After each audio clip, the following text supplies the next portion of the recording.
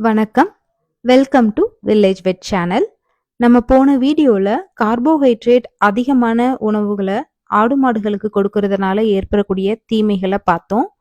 இன்னைக்கு நம்ம பார்க்க போறது அசைப்போடும் பிராணிகளான ஆடு மாடுகளுக்கு ஏற்படக்கூடிய அசிடோசிஸ்னு கால்நடை மருத்துவர்கள் சொல்ற அமில மிகுதி நோய் எதனால நம்ம ஆடு மாடுகளுக்கு ஏற்படுது, அதை எப்படி தடுத்து நம்ம கால்நடைகளை காப்பாத்துறது அப்படின்றத பத்தி தாங்க. வாங்க வீடியோக்குள்ள போலாம்.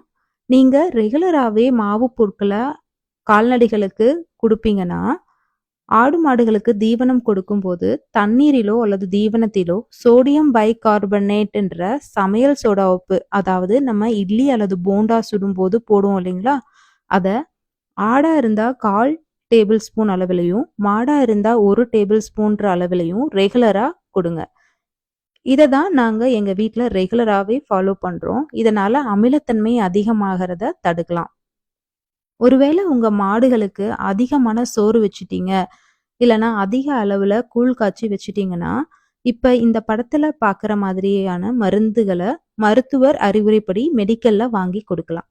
ஆனால் இந்த மருந்துகளை முதலுதவி சிகிச்சை மாதிரி செஞ்சுட்டு உடனடியாக நீங்கள் கால்நடை மருத்துவரையும் பார்த்து சரியான சிகிச்சை அளிச்சுக்கணுங்க. சரிங்களா?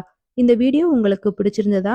இந்த வீடியோ நிச்சயமா கால்நடை வச்சிருக்கிற விவசாயிகளுக்கு உபயோகமானதா இருக்கணும்னு நம்புறேங்க. எங்களுக்கு தொடர்ந்து சப்போர்ட் பண்ணுங்க, லைக் அண்ட் சப்ஸ்கிரைப் பண்ணுங்க.